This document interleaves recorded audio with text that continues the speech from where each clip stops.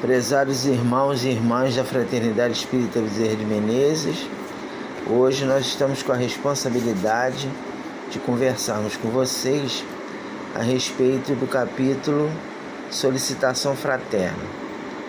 Mas nós gostaríamos, antes de falarmos a respeito do capítulo, nós gostaríamos de envolver, enviando os melhores pensamentos de paz para nossa irmã Nizete. Ela desencarnou no domingo e hoje ela está sendo cremada no cemitério do Caju. Infelizmente nós não podemos comparecer, tivemos uns problemas aqui familiares, mas de qualquer maneira estamos aproveitando essa oportunidade do nosso estudo para enviar para nossa irmã um grande abraço, um abraço carinhoso, para que Deus a abençoe e ela fique em paz. Agora então vamos ler o capítulo. Solicitação fraterna. Ajuda com sua oração a todos os irmãos, que jamais encontram tempo ou recurso para serem úteis a alguém, que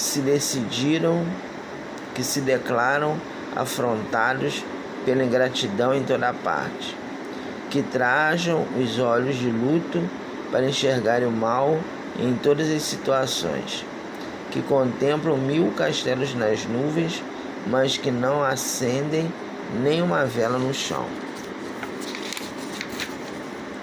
que somente cooperam na torre de marfim do personalismo, sem lhe descerem os degraus para colaborar com os outros, que se acreditam emissários especiais e credores dos benefícios de exceção, que devoram o precioso tempo dos ouvintes falando exclusivamente de si, que desistem de continuar aprendendo na luta humana, que exibem o realejo da desculpa para todas as faltas, que sustentam a vocação de orquídeas no salão do mundo, que se julgam centros compulsórios das atenções gerais, que fazem o culto sistemático à enfermidade e ao obstáculo.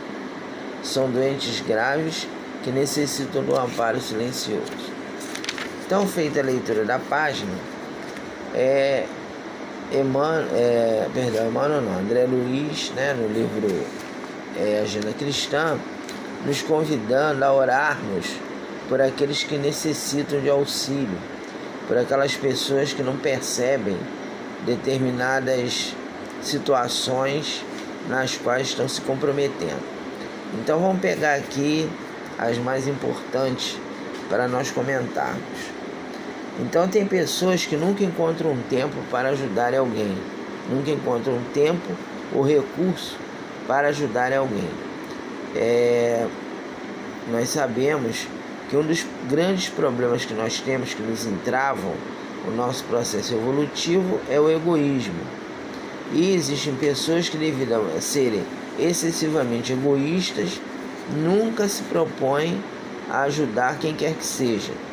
Olham sempre para as suas dificuldades, para as suas necessidades, exigem ajuda quando precisam, mas na hora de retribuir de alguma forma, essas pessoas não o fazem. E temos muitos companheiros que agem dessa forma. Então, o alerta do André Luiz é para que oremos por eles, para que eles um dia percebam o grande mal que fazem a si próprios, porque ninguém vive sem o outro. Nós não podemos ter aquele pensamento: eu não preciso de ninguém, eu me basto a mim mesmo. Isso não existe. Todos nós precisamos um dos outros. Então, quando a gente vai tomar uma xícara de café, teve a pessoa que plantou o café, teve aquele que colheu, teve aquele que moeu o café, teve aquele que empacotou, teve aquele que trouxe o café moído no pacote, empacotado para o supermercado, fazendo o transporte da fazenda para a cidade. Tem aquele funcionário do mercado que colocou o objeto, o alimento na prateleira. Teve a moça do supermercado ou o homem, a pessoa, né, o caixa do supermercado que pagou, recebeu o dinheiro para nós pagarmos. Teve, quando a gente pega Uber, né, quando está com muita conta, pega Uber, teve o motorista do Uber para nos levar em casa. Enfim, e vejam bem, uma simples xícara de café que nós vamos tomar, olha quantas pessoas estão envolvidas. Então nós temos que agradecer a todos esses companheiros anônimos que nos auxiliam e sempre que possível ajudar com aquilo que nós pudermos. E quando a gente fala ajudar, não é apenas ajudar do ponto de vista material.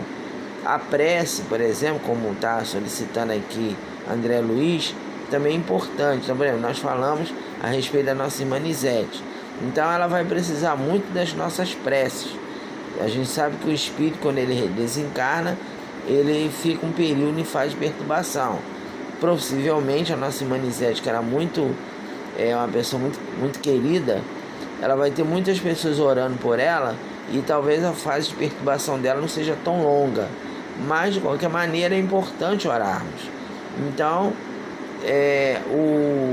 o auxílio também é espiritual e não apenas material. O outro item que ele coloca aqui é aquelas pessoas que só veem o lado ruim do outro. Aquela questão da ingratidão, né?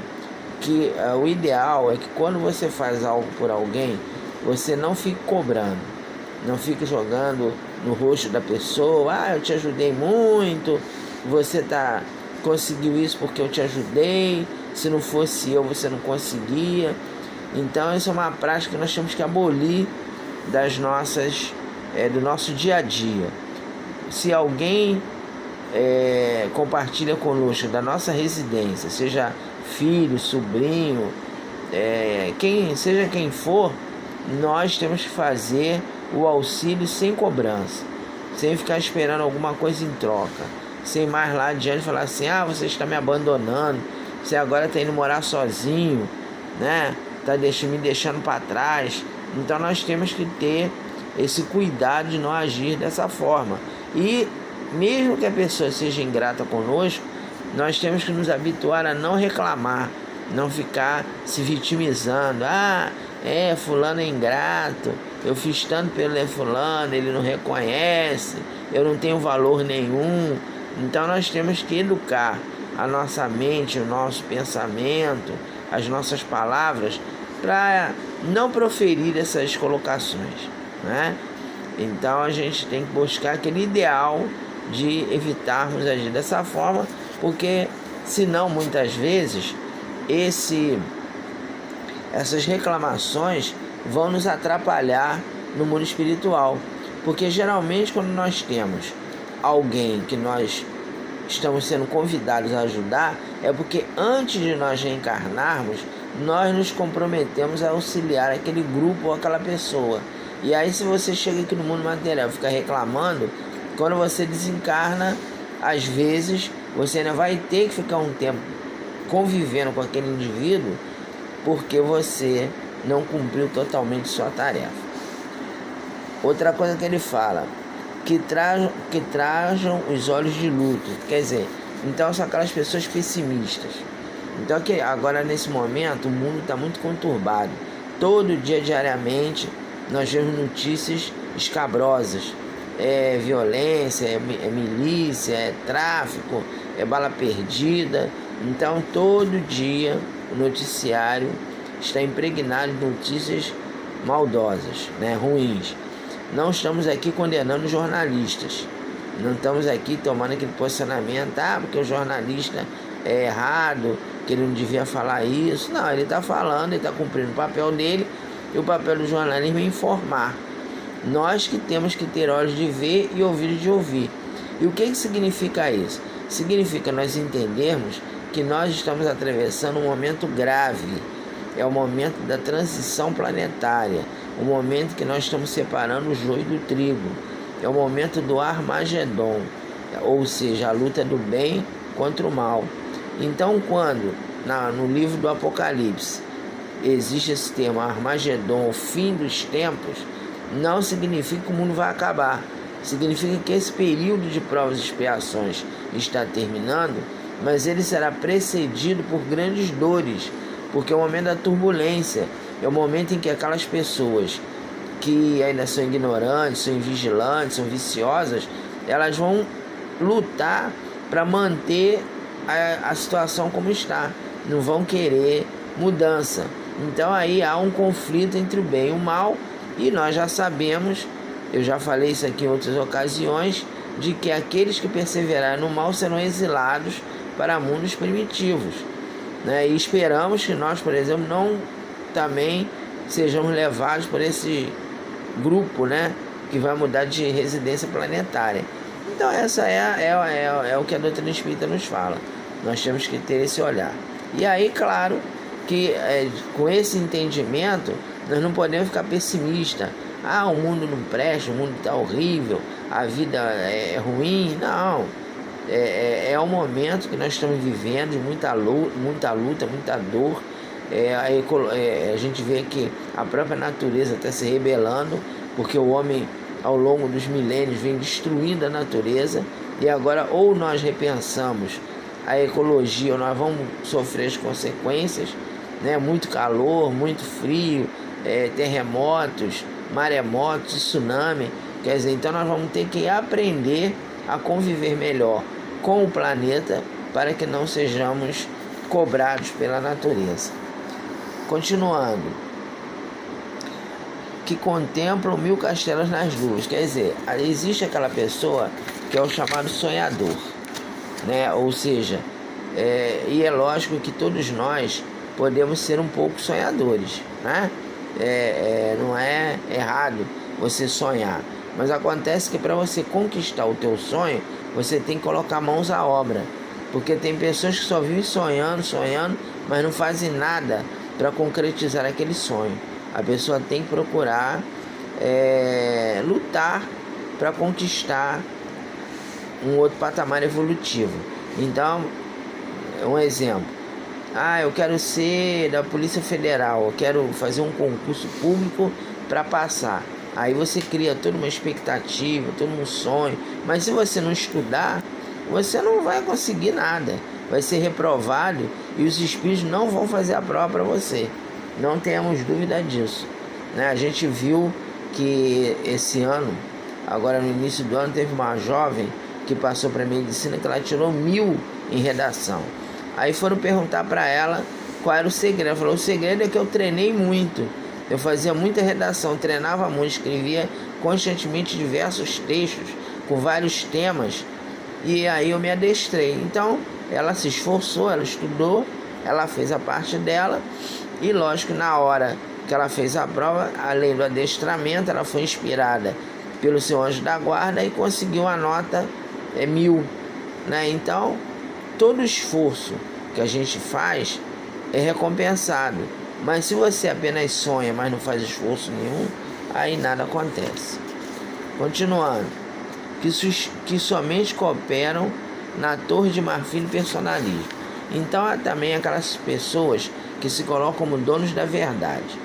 Então a pessoa às vezes chega à casa espírita com muitas ideias, com muitas opções, com muito entusiasmo, mas tem que ser do jeito dele, né? Aí a pessoa chega, começa a dar ideia: não, eu acho que a diretoria tem que fazer isso, tem que fazer aquilo. Aí quando a gente começa a mostrar para a pessoa que a situação não pode ser como ele deseja, aí aquela pessoa já se afasta, já começa a falar mal de todo mundo, né? Dizendo que ele ali não é compreendido, que ele vai procurar uma outra casa, que, enfim, é aquela pessoa que quer impor a sua vontade. É o personalismo, aquela pessoa que quer exigir que a sua vontade seja respeitada, né? Então a gente não tem que orar por esses companheiros e mostrar para eles que eles estão equivocados, né? Também não é orar só e deixar de fazer o que eles querem, mas nós temos que procurar orar, porque às vezes a pessoa também pode estar sendo influenciada por espíritos menos esclarecidos para criar dissidência na casa espírita, e aí se torna um elemento de discórdia. Continuando aqui, que se acredita...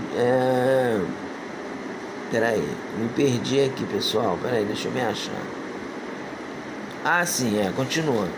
Que se acreditam emissários especiais e credores dos benefícios de exceção. Então, tem alguns companheiros que acham que são missionários, né? Às vezes até fala assim, não, na minha outra encarnação eu fui José do Patrocínio, eu fui Castro Alves. Então a pessoa tem aquelas ilusões, né, a respeito de si mesmo. E aí o indivíduo, ele se coloca numa condição que ele não pode ser contrariado, não pode sofrer, não pode ter problema nenhum. Então também conhecemos diversos irmãos que também entraram na casa espírita muito entusiasmados, com muita garra.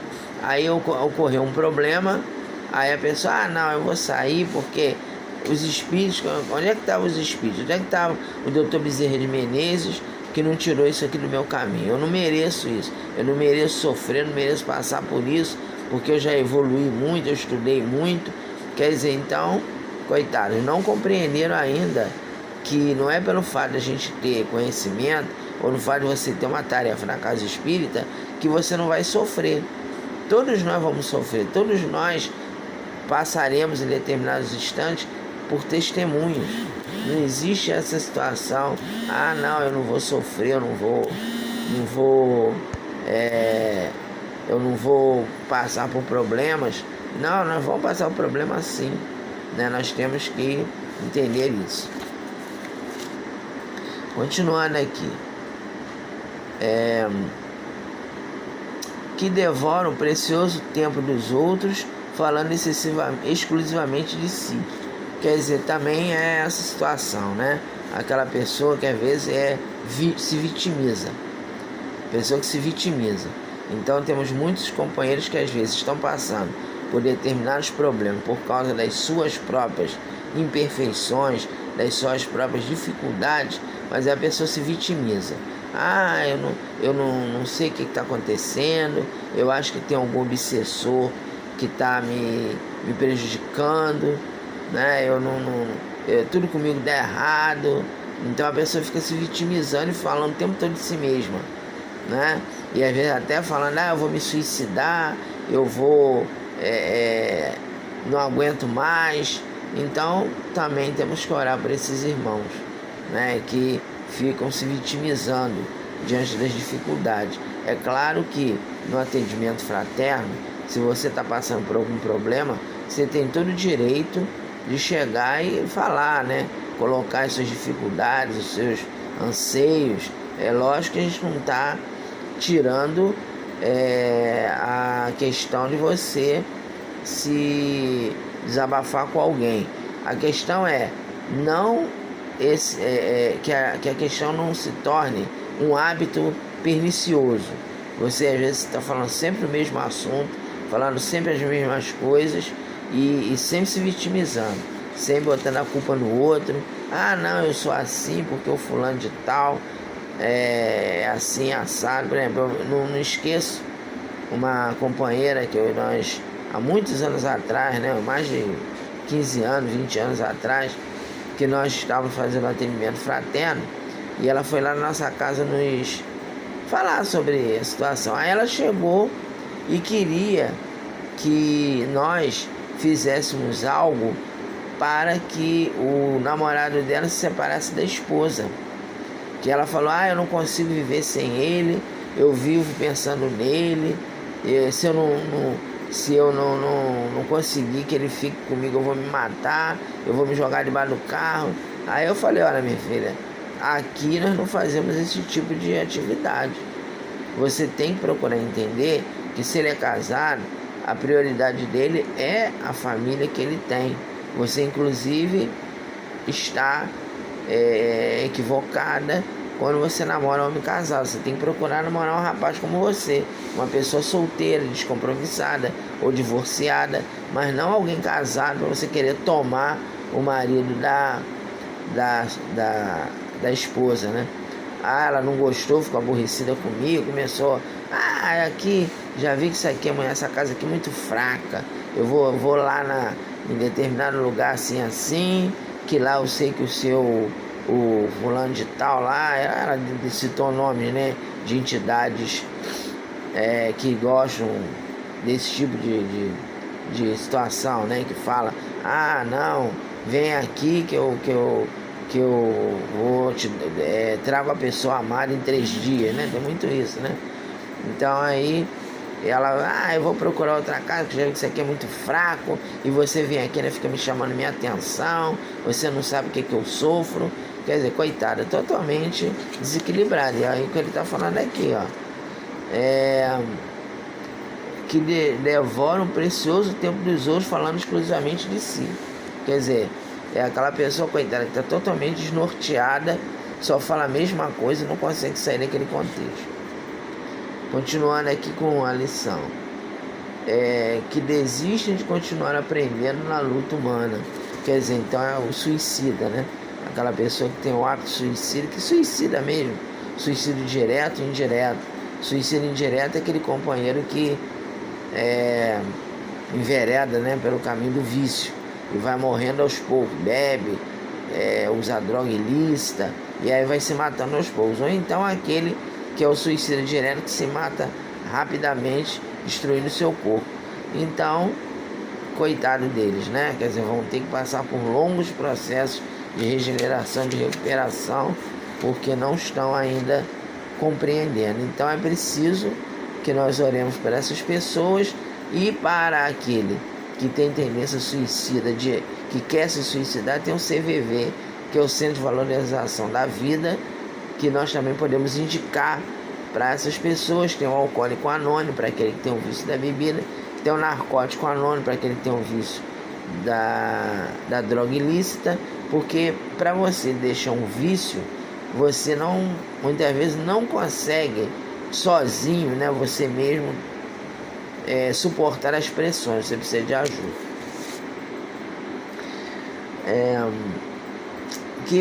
Aí ele continua, que exibem o realejo da desculpa para todas as faltas.